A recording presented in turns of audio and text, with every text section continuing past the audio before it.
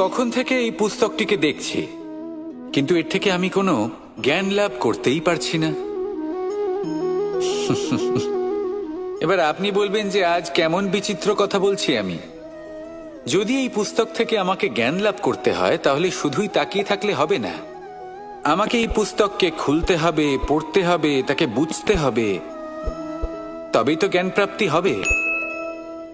বড়ই সহজ একটা ব্যাপার, কিন্তু একে যাপন করা অত্যন্ত কঠিন, তাই না?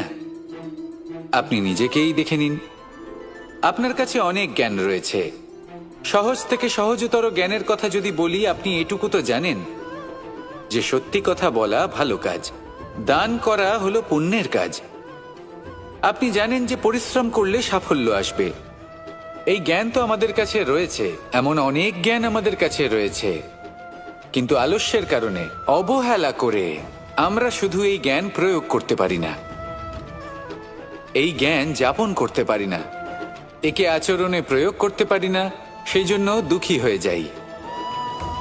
তাই আপনার কাছে যা যা জ্ঞান আছে, যা যা জ্ঞান আপনি লাভ করেছেন, সেই জ্ঞান যাপন করা শুরু করুন, জীবনে প্রয়োগ করতে শুরু করুন। এই মন প্রত্যেকটি মুহূর্তে প্রসন্ন থাকবে, আর লক্ষ্যপ্রাপ্ত করে এই মন বলবে, রাধা রাধা। আমি এইভাবে প্রত্যেক দিন নিজের সাথে কিছুটা সময় অতিবাহিত করি, সুচিন্তা করি, কারণ আমি এটা মনে করি যে আমার প্রতিদ্বন্দ্বী অন্য কেউ নয়, বরং আমি নিজেই। আর আমি চেষ্টা করি যে আমি যেন নিজেকে নিজের থেকে বেশি শ্রেষ্ঠ করে তুলতে পারি। তাই প্রতিদিন আমি আকলন করি নিজের কর্মের, যে কাল আমি কি উচিত করেছি, কি অনুচিত করেছি, যে ভুল আমি করেছি তা আজকে কি করে শুধরে নিতে পারি। যে শ্রেষ্ঠ কর্ম আমি কাল করেছি, আজও সেই শ্রেষ্ঠ কর্ম আমাকে করতে হবে।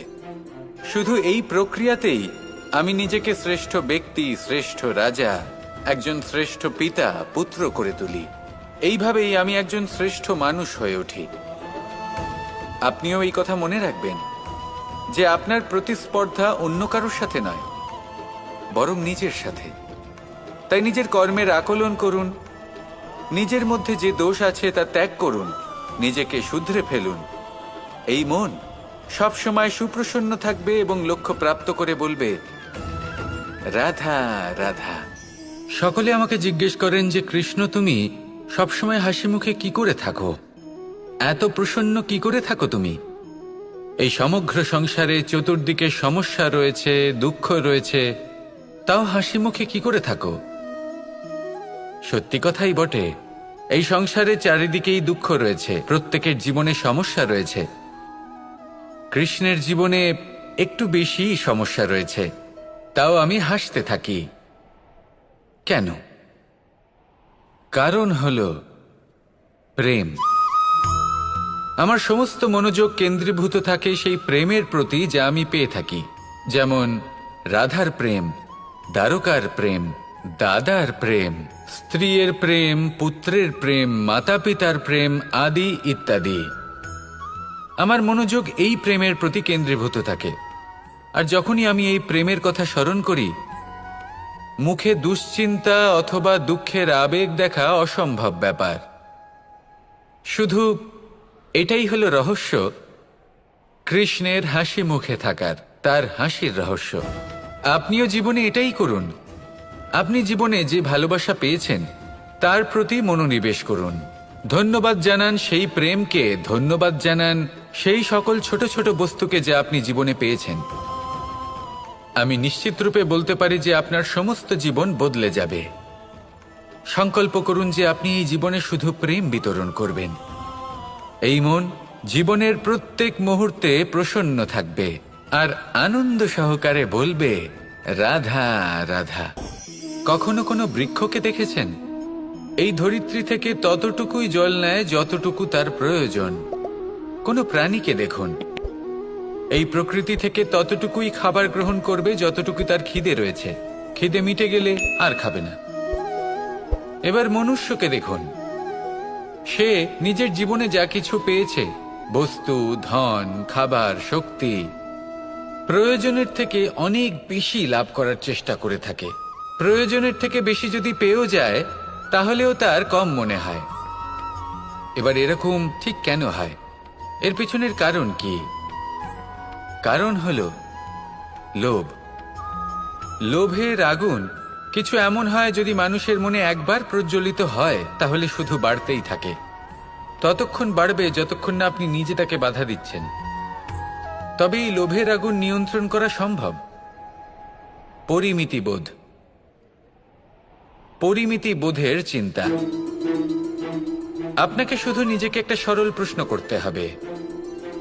যখনই মনের মধ্যে কোনো বস্তুর প্রতি, শক্তির প্রতি, ধনের প্রতি, ভোজনের প্রতি লোভ বেড়ে যায়, নিজেকে প্রশ্ন করুন, এটা কি আমার কাছে ততটাই প্রয়োজনীয় যতটা একটা বৃক্ষের কাছে জল, যতটা একটা প্রাণীর কাছে ভোজন? এটা কি ততটাই প্রয়োজনীয়? যদি উত্তর না হয়, তাহলে নিজেকে সেখানেই বাধা দিন, সেই ভাবনা সেখানেই ত্যাগ করুন, কারণ সেটাই হলো লোভ।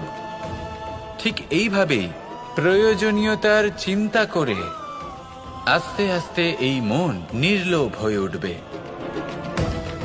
আর এই মন প্রসন্ন হয়ে বলবে, রাধা রাধা।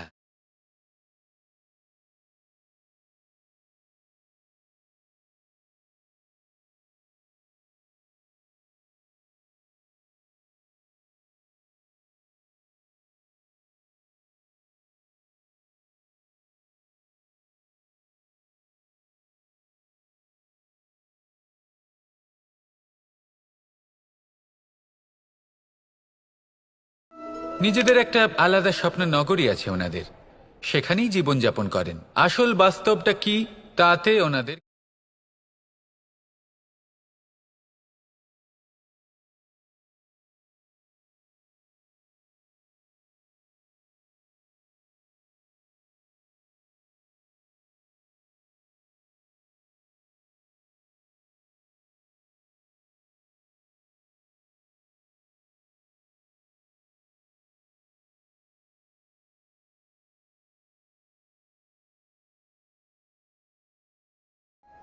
এবার আমি এমন কথা অবশ্যই বলছি না যে আপনি এরকম করেন, কিন্তু যদি কোনো ব্যক্তি এরকম করেন, তাহলে তার এটা মাথায় রাখা উচিত যে সেই ব্যক্তি অন্য কারোর সাথে নয়, নিজের সাথে অনুচিত করছেন। কারণ এমন কাজ করে উনি নিজের দোষ, নিজের অপগুণ সংসারের কাছে নয়, নিজের কাছে লুকোচ্ছেন। আপনি যদি নিজেকে বুঝতে না পারেন, সম্পূর্ণরূপে নিজেকে আকলন না করেন, নিজের অপগুণ, নিজের দোষ পূর্ণরূপে না বুঝতে পারেন, তাহলে এটা কি করে বুঝবেন যে নিজেকে কিভাবে শুধরে নিতে হবে? আপনাকে নিজের সত্য স্বীকার করতেই হবে, তারপরেই আপনি নিজেকে পরিবর্তন করতে পারবেন। তাহলে স্বপ্নে নয়, বাস্তবে বাঁচুন, আনন্দে বাঁচুন, আর আমার সাথে ভালোবেসে বলুন, রাধা রাধা। মানুষের জীবন দেখলে এতে সংকটও আসবে, বিপদও আসবে, অনেক সমস্যাও আসবে। কখনো কখনো এমন সময় আসবে যখন আমাদের আপনজনের থেকে সাহায্য চাইতে হয়। আমরা সাহায্য চাই আর তারা সাহায্য করেও দেন, আমাদের সংকট থেকে মুক্তও করে দেন। কিন্তু যখন এই সময় বদলে যায়, যখন সুখের সময় আমাদের জীবনে আসে, তখন আমাদের মনে একটা অহংবোধ জেগে ওঠে। মনে হয় উপকার আবার কি, সেই ব্যক্তি সাহায্য করেছিলেন তাতে কি, উনি তো নিজের কর্তব্য পালন করছিলেন। সেই ব্যক্তি আমাদের ধন দিয়েছিলেন যখন প্রয়োজন ছিল, তো আমরা সেই ধন তো ফিরিয়ে দিয়েছি, উপকার কিসের? এই ভাবনা অনুচিত। যদি কোনো ব্যক্তি আপনাকে সাহায্য করে থাকে যখন কেউ করেনি, যখন আপনার সবথেকে বেশি প্রয়োজন ছিল, সেই সাহায্য অমূল্য, আর সেটা উপকারী বটে। যদি কেউ উপকার করেন, তাহলে বিনম্র চিত্তে ভালোবেসে আজীবন তার উপকারের প্রতি কৃতজ্ঞ থাকুন। কারণ সত্যি কথা বলতে এই সংসারে উপকার করার মতো ব্যক্তি খুব কম রয়েছেন, আর উপকারীর কথা মনে রাখেন এমন কৃতজ্ঞ ব্যক্তি আরও কম। সেই জন্য জীবনে কৃতজ্ঞ থাকুন, আর আমার সাথে ভালোবেসে বলুন, রাধা রাধা। কথায় আছে, অন্ধকারে প্রদীপ প্রজ্বলিত করলে চতুর্দিক আলোকিত হয়, কিন্তু যদি এই প্রদীপ আমি সূর্যের আলোর সম্মুখে সকালবেলায়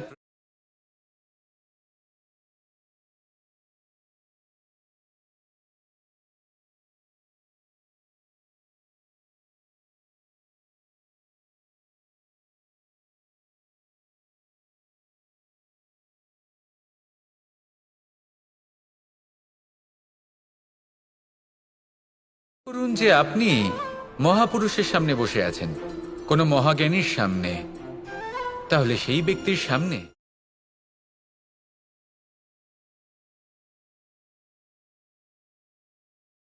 আর সেই ব্যক্তির সূর্যের প্রকাশের মতো জ্ঞান প্রাপ্ত করুন। যতটা পারবেন জ্ঞান লাভ করুন। যদি এমন কোনো সময় এমন কোনো স্থানে আপনি আছেন যেখানে চতুর্দিক অন্ধকার, কারোর কাছেই জ্ঞান নেই, সেখানে নিজের জ্ঞানের প্রদীপ প্রজ্বলিত করুন। এমন করলে দুদিক থেকেই আপনার লাভ হবে। আপনার জ্ঞান প্রাপ্তিও হবে আর জ্ঞানের সঠিক প্রয়োগও করতে পারবেন। আর এই মন প্রসন্ন হয়ে বলবে, রাধা রাধা। আমি রাধাকে ভালোবাসি, আর এই কথাটা সমগ্র সংসার জানে। আর সময় অন্তরে লীলার দ্বারা, বিভিন্ন ঘটনা দ্বারা, কর্মের দ্বারা আমি নিজের এই ভালোবাসা রাধার সামনে প্রকাশ করি। এবার আপনি বলবেন, এসবের কি প্রয়োজন? রাধা কি এই কথা জানে না যে কৃষ্ণ তাকে কতটা ভালোবাসে? অবশ্যই জানে, কিন্তু এই যে ভালোবাসা, তা মনে রেখে দেওয়ার জন্য নয়, তা প্রকাশ করার জন্য। আর বারংবার এই ভালোবাসাকে প্রকাশ করা উচিত, উচিত সময় এবং উচিত সুযোগ দেখে। কিরকম? এবার যদি আপনি প্রেমীর সাথে কোনো উৎসবে থাকেন, তাহলে তার সাথে নৃত্য সঙ্গীত করুন। যদি ভিড়ের মাঝে থাকেন, তখন প্রেমীকে সম্মান করুন, একান্তে প্রসাধন করুন। দুঃখের সময় তার হাত ধরে থাকুন, সুখের সময় আলিঙ্গন করে রাখুন। এই প্রেম যত প্রকাশ করবেন, ততই এই প্রেমের বৃদ্ধি হবে। এই প্রেম আরো বেশি গভীর হবে, অটুট হবে। তাই এই প্রেমকে মনে নয়, আপনার জীবনে স্থান দিন। মন খুলে প্রকাশ করুন আর আমার সাথে ভালোবেসে বলুন, রাধা রাধা। এবার ধরুন আমাকে দ্বারকা থেকে হস্তিনাপুর যেতে হবে, আর পথে আমি প্রত্যেকটা এমন স্থানে দাঁড়াচ্ছি যেখানে আমার মন আপ্লুত করার মতো কোনো দৃশ্য দেখতে পাচ্ছি, বা কোনো ব্যক্তিকে দেখতে পাচ্ছি, বা কোনো প্রসঙ্গ দেখতে পাচ্ছি, বা কোনো নাটক দেখতে পাচ্ছি। তাহলে কি আমি কখনো হস্তিনাপুরে উচিত সময়ে পৌঁছতে পারবো? কখনোই নয়। মানুষকেও ঠিক এই কথাটাই মাথায় রাখতে হবে। মানুষ মনের মধ্যে একটা লক্ষ্য স্থির করেন, সেই পথে অগ্রসর হয়ে পড়েন। এবার সেই পথে এগোতে এগোতে অনেক মানুষজন, অনেক ঘটনা, অনেক সমস্যা চলে আসে, যার ফলে তার মন বিচলিত হয়ে পড়ে। যদি মন বিচলিত হয়ে যায়, তাহলে লক্ষ্যের প্রতি কিভাবে একাগ্রচিত্ত হবেন? সেই জন্য অত্যন্ত আবশ্যক যে আপনি সময়ের সদ্ব্যবহার করুন সেই পথে চলার জন্য। সেই পথে সামনে এগোতে থাকুন, চোখ থাকবে শুধু লক্ষ্যের দিকে। যখনই আপনি বুঝবেন যে আপনি লক্ষ্যভ্রষ্ট হচ্ছেন, আবার সেই পথে নিজেকে টেনে আনুন। ঠিক এইভাবেই এগোতে থাকুন, সাফল্যের শিখরে গিয়ে পৌঁছন, আর সেখানে গিয়ে আনন্দের সাথে উচ্চ স্বরে বলুন, রাধা রাধা। কি অমূল্য, কি সুন্দর এই রত্ন! এবার ভেবে দেখুন, যদি আমি এই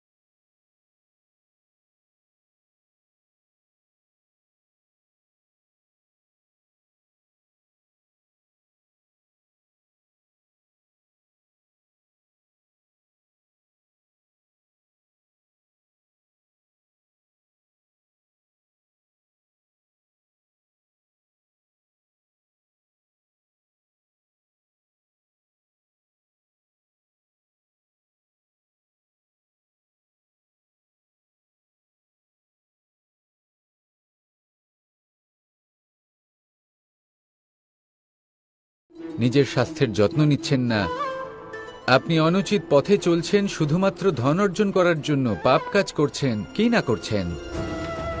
এটা অপব্যবহার নয়? ভেবে দেখুন আমরা এই মানব শরীরের সাথে কি করতে পারি। যদি এর আমরা সদ্ব্যবহার করি তাহলে অনন্ত পুণ্য অর্জন করতে পারি, যার দ্বারা শুধুই নিজেকে নয় বরং আমাদের আশেপাশের সকলকে সন্তোষ প্রদান করতে পারি। তাই সংকল্প নিন এটাই যে মানব শরীরের আমি সদ্ব্যবহার করব, পুণ্যের পথে চলব, সকলের মঙ্গলের জন্য, সকলের প্রসন্নতার জন্য। এই কর্ম করুন, এই পথে চলতে থাকুন। এই মন সন্তোষ বোধের সাথে বলবে, রাধা রাধা। এই সংসারে আমি একজন কুশল সারথি হিসেবে প্রসিদ্ধ, কিন্তু এমনটা ঠিক কেন? কারণ আমি প্রত্যেকটা মুহূর্তে রথের নিয়ন্ত্রণ নিজের হাতে পূর্ণরূপে রাখি। যেই না রথ পথভ্রষ্ট হয়ে পড়ে সেই মুহূর্তে তাকে সঠিক পথে নিয়ে আসি। শুধু সেই জন্য সবাই আমাকে কুশল সারথি বলেন। এবার আপনাকেও আপনার জীবনে কুশল সারথি হয়ে উঠতে হবে, অর্থাৎ আপনাকে রথ চালাতে হবে না, শুধু আবেগের উপর নিয়ন্ত্রণ রাখতে হবে। কখনো কখনো জীবনে এমন কাজ আসে যেখানে মন রসবোধ খুঁজে পায় না, তখন মন বারংবার সেই পথ থেকে সরে যায়, সেই পথ থেকে বিচলিত হয়ে মন অন্যদিকে চলে যায়। তখন আপনাকে আপনার মনের ওপর পূর্ণ নিয়ন্ত্রণ রাখতে হবে, তার রাশ নিজের হাতে পূর্ণরূপে ধরে রাখতে হবে। যেই না মন পথভ্রষ্ট হবে তাকে পথে নিয়ে আসতে হবে, আবার পথ হারাবে, আবার পথে নিয়ে আসতে হবে। তাই মনে রাখবেন, যদি আপনি নিজের মনকে নিয়ন্ত্রণ করতে পারেন, নিজের জীবনকেও নিয়ন্ত্রণ করতে পারবেন। নিজের জীবনে কুশল সারথি হয়ে উঠুন, তাহলে মনোবাঞ্ছিত স্থানে এবং লক্ষ্যে পৌঁছতে পারবেন। আর তখন এই মন আর এই জীবন প্রসন্ন হয়ে বলবে, রাধা রাধা। একবার একটা শেয়াল বনে বিচরণ করছিল। ও একটা ছোট্ট শাবক দেখতে পেল। ও ভাবল, আজ একেই আমি খাবার হিসেবে গ্রহণ করব। আশেপাশে দেখলো কেউ দেখছে না, তো কেউ ছিল না, আর সেই শাবকের ওপর আক্রমণ করলো, যা হলো একটা ঘোর অপরাধ। বনের নিয়ম অনুসারে আপনি কখনোই শাবকের ওপর আক্রমণ করতে পারেন না। তারপর এই খবরটা যখন রাজা সিংহ জানতে পারলেন, সভার আয়োজন করলেন। কিন্তু সেখানে শেয়াল বলল, আমি তো এরকম কিছু করিনি। কিন্তু যদি আপনি এরকম বলেন, কোনো প্রমাণ দিন, এর কোনো সাক্ষী আছে? তখন রাজা সিংহ পেঁচাকে ডেকে পাঠালেন, যে সেই মুহূর্তে বৃক্ষের শাখার ওপর বসেছিল, সে সব কিছু দেখেছিল। পেঁচা সব সত্যি কথা বলল, আর শেয়ালকে মৃত্যুদণ্ড দেয়া হলো। এবার এই কাহিনী আমি আপনাকে কেন শোনালাম? কারণ মানুষও কখনো কখনো এরকম কর্ম করেন যা শিয়াল করেছে। এটা ভাবেন কেউ দেখছে না, যখন আমি অনুচিত কর্ম করতেই পারি। কিন্তু না, আপনি যাই করুন না কেন, কেউ না কেউ অবশ্যই তা দেখছে। কোনো ব্যক্তি না হলেও কোনো প্রাণী, না হলে কোনো যক্ষ বা দেব বা প্রেত। যদি এনারা কেউ না দেখেন, তাহলে ধরিত্রী মাতা দেখেন, যেখানে দাঁড়িয়ে আপনি সেই কর্ম করছেন, তাই না? তাই একটা কথা সবসময় মনে রাখবেন, কে দেখছেন কে দেখছেন না সেই বিষয়ে ভাবা ছেড়ে দিন। এটা খুব সহজ কথা। আপনি যদি উচিত কর্ম করেন, উচিত ফল পাবেন। যদি অনুচিত কর্ম করেন, তাহলে আপনি অনুচিত ফল অবশ্যই পাবেন। সেই জন্য উচিত পথে চলতে থাকুন, উচিত কর্ম করতে থাকুন, আর আমার সাথে ভালোবেসে বলুন, রাধা রাধা। আমাদের হাতটা দেখুন। এই হাতে 5টা আঙুল আছে, যা ভিন্ন ভিন্ন ধরনের।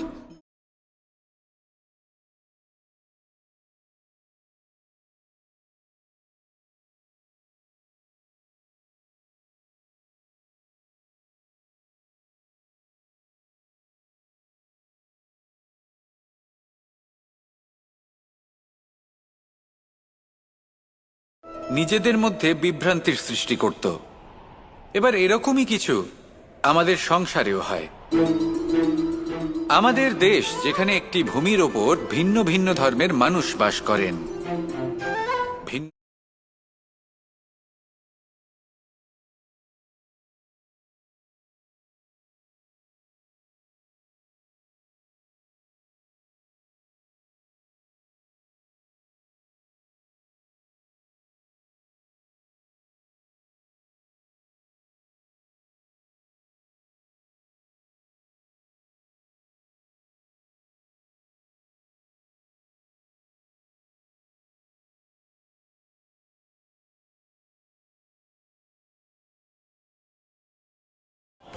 তবেই দেশের উন্নয়ন সম্ভব।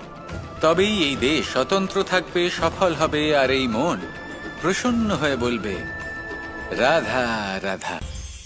মানুষ যখনই একে অপরের সামনে নিজেদের হৃদয়ের ভাবনা প্রকাশ করে, তখন এক অত্যন্ত প্রভাবশালী মাধ্যম তারা ব্যবহার করে, যাকে ভাষা বলা হয়। এবার আমি দেখেছি যে একজন মানুষ অনেকগুলো ভাষাতেই নিপুণ। আমি এটাও দেখেছি যে মানুষ অনেকগুলো ভাষায় কথা বলে, কখনো কখনো অনেক ভাষা মিলিত করে তার প্রয়োগ করে, উচিত প্রকারে তাকে ব্যবহার করে না, না সেটাকে সম্মান করে, আর না ভাষাকে শুদ্ধ রাখে। আর এটা হলো অনুচিত। যদি ভাষাকে শুদ্ধ রাখেন, তাহলে ভাষা আপনার চরিত্রকে শুদ্ধ রাখবে, তা আপনার একাগ্রতা বাড়িয়ে তুলবে। এই প্রত্যেক ধ্বনিকে অনুভব করে যদি আপনি শব্দের উচ্চারণ করেন, ভাষাকে প্রয়োগ করেন, তাহলে আপনিও আনন্দ পাবেন, আর যিনি শুনছেন সেই ব্যক্তির কানেও মধুর শব্দ বাজবে। তাই মনে রাখবেন, যে ব্যক্তি ভাষার পবিত্রতাকে সম্মান করে, তাকে সংসারও সম্মান করে। ভাষাকে শুদ্ধ এবং পবিত্র রাখুন, তাহলে ভাষা আপনার চরিত্রকেও শুদ্ধ এবং পবিত্র রাখবে। আর এই মন সুপ্রসন্ন হয়ে বলবে রাধা রাধা। আমি রথে যাত্রা করি, তাতে বারবার পথে থামি আর দেখি যে আমি অনুচিত দিকে যাচ্ছি না তো, আমি উচিত পথেই যাচ্ছি তো। কারণটা কি? কারণ হলো যাতে আমি পথভ্রষ্ট না হয়ে যাই। জীবনযাত্রাতেও এটাই প্রয়োজন। জীবনযাত্রায় ভোগ বিলাসের পথে হারিয়ে যাওয়া খুব সহজ। বারবার থেমে আপনাকে দেখতে হবে, নিজেকে কিছু প্রশ্ন করতে হবে। আমি কি আজ সেই কর্মই করছি যেটা আমি করতে চেয়েছিলাম?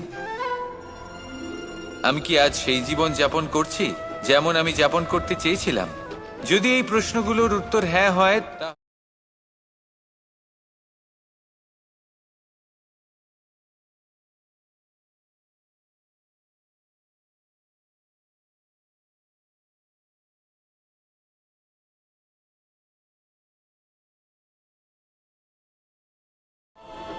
তাহলে সেটাই করুন, আর আমার সাথে ভালোবেসে বলুন রাধা রাধা। এই ফল কি তা বলার কোনো প্রয়োজন নেই, এই ফল কতটা সুস্বাদু সেটাও বলার কোনো প্রয়োজন নেই। ধরুন এমন কোনো মানুষ আসলেন যিনি জানেন না এটা কোন ফল। তিনি এটা দেখে ভাববেন এ তো কাঁটার একটা গুচ্ছ মনে হচ্ছে, নিয়ে ফেলে দেবেন।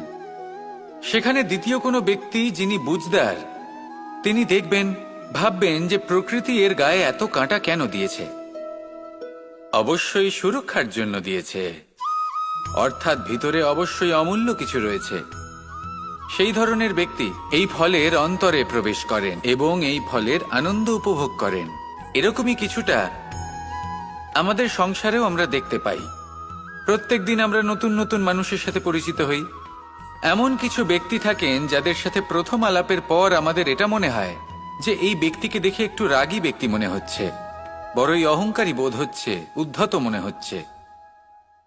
বেশিরভাগ মানুষ প্রথম আলাপের পরে তাদের সাথে দূরত্ব বজায় রাখবেন, কিন্তু যিনি বুঝদার ব্যক্তি তিনি ভাববেন যে এই ব্যক্তি এমন কেন করছেন। হয়তো সুরক্ষার খাতিরে এই ব্যক্তি নিজেকে এরকম করে তুলেছেন যাতে অন্য কোনো ব্যক্তি এসে ওনার সময় নষ্ট না করেন, ওনার আবেগের সাথে ছলনা না করেন, খেলা না করেন। হয়তো অতীতে এমন কোনো ঘটনা ঘটেছে যার জন্য এই ব্যক্তি কিছুটা এরকম হয়ে গেছেন। এমনই একজন ব্যক্তি সেই ব্যক্তির মনের গভীর পর্যন্ত পৌঁছতে পারেন আর সেখান থেকে শুভ গুণগুলিকে বাইরে বের করে আনতে পারেন। এরকমই ব্যক্তি হয়ে উঠুন, এমন বুঝদার ব্যক্তি হয়ে উঠুন যিনি সামনের ব্যক্তির খারাপ গুণগুলিকে অবহেলা করে হৃদয়ের অন্তঃস্থল থেকে শুভ গুণগুলিকে প্রকাশিত করে এবং সেই ব্যক্তিকে দেখাতে পারে। এমন ব্যক্তি হয়ে উঠুন যিনি নিজের জীবনকেও সফল করে তোলেন এবং অন্যের জীবনকেও। আসুন আমার সাথে ভালোবেসে বলুন রাধা রাধা। আপনি অবশ্যই কোনো গাছ দেখে থাকবেন যেখানে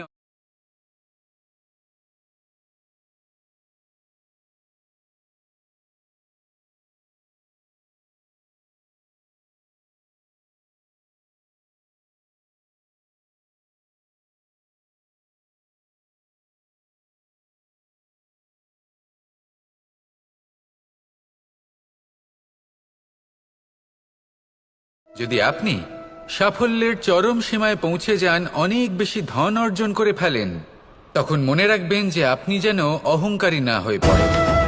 বিনম্র থাকতে হবে। সেই ধনকে ব্যবহার করতে হবে উচিত কাজের জন্য। সেই ধনের দ্বারা সমাজের মঙ্গল করা উচিত। সকল মানুষকে সাহায্য করা উচিত যাদের ধনের অভাব আছে। যদি ধনী হওয়া সত্ত্বেও আপনি ধনের সদ্ব্যবহার এই সমাজের মঙ্গলের জন্য, তার ভালোর জন্য না করেন, যদি আপনি ধন দান না করেন, তাহলে এই ধন অহংকার রূপী বিষে পরিণত হয়ে আপনাকেই নাশ করবে।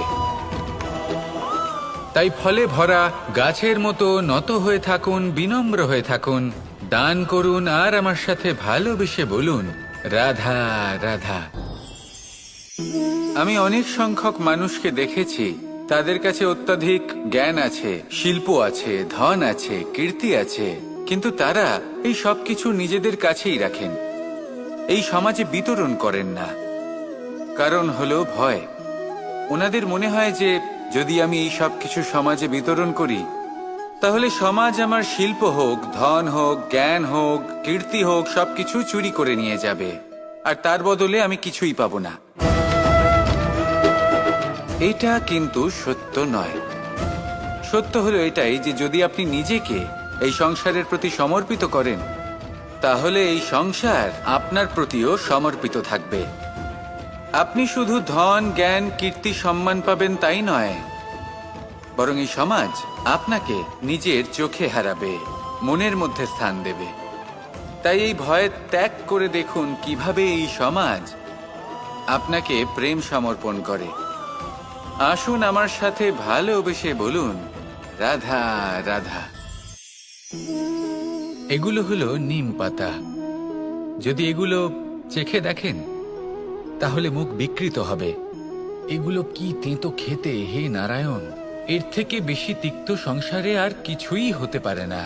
হয়তো আপনি এগুলো ফেলেও দেবেন, কিন্তু যদি এই স্বাদের ঊর্ধ্বে উঠে এই নিমের বিষয়ে আপনারা জানতে চেষ্টা করেন, তাহলে আপনি জানতে পারবেন যে এই নিম কতটা বেশি গুরুত্বপূর্ণ, কত গুরুত্বপূর্ণ ওষুধ, আর আমাদের শরীরের জন্য কতটা বেশি লাভজনক। এই নিম, এর মধ্যে অনেক রোগের উপশম নিহিত রয়েছে। এবার জীবনে আমরা বিভিন্ন মানুষের সাথে পরিচিত হই, নেত্র দ্বারা তাদের দেখি, কিন্তু তাদের আমরা খুব একটা পছন্দ করি না। সেক্ষেত্রে আমাদের কি করা উচিত? অন্তর মন দিয়ে তাদের দেখা উচিত। ওনাদের রূপ রং নয়, ওনাদের ব্যবহার, ওনাদের গুণাবলী দেখা উচিত।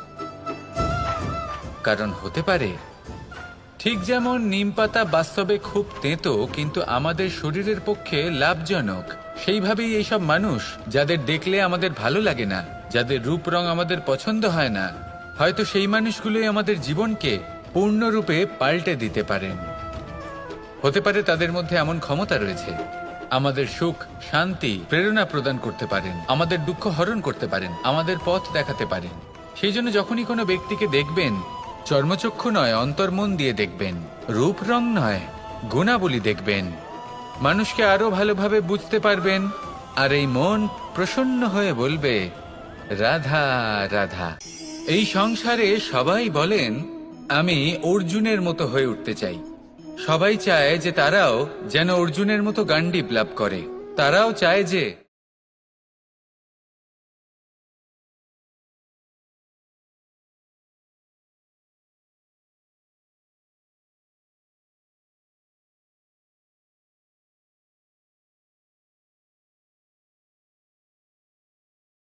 যদি আপনিও অর্জুনের মতো গান্ডীব লাভ করতে চান, তবে আপনাকেও তার মতোই শ্রেষ্ঠ কাঠ নির্বাচন করতে হবে। সেই কর্ম আপনাকেই করতে হবে। তার প্রত্যঞ্চা যাতে তীব্র হয়, তার জন্য আপনাকে সর্বশ্রেষ্ঠ দড়ি খুঁজে বের করতে হবে। আপনার বাণ যাতে ঘাতক হয়, সেই জন্য আপনাকে নতুন নতুন ধাতু খুঁজে বের করতে হবে। সেই শিক্ষা আপনাকে লাভ করতে হবে, তবেই আপনার ইচ্ছে পূর্ণ হবে। অর্জুন হওয়া বড়ই সরল, যদি আপনি কিভাবে অর্জন করতে হয় তা জানেন। শুধুমাত্র স্বপ্ন দেখেন যারা, তারা কখনোই অর্জন করতে পারবেন না। কিন্তু যদি কেউ অজ্ঞাতবাস ভোগ করতে পারে, যদি কেউ লাক্ষাগৃহ থেকে পালিয়ে বাঁচতে পারে, যদি কেউ কঠোর তপস্যা করতে পারে, প্রতীক্ষা করতে পারে এবং পরিশ্রম করতে পারে, তাহলে সে অর্জুন অবশ্যই হয়ে উঠবে। যদি আপনি অর্জুন হয়ে উঠতে চান, তাহলে কর্ম করতে শিখুন আর আমার সাথে ভালোবেসে বলুন, রাধা রাধা।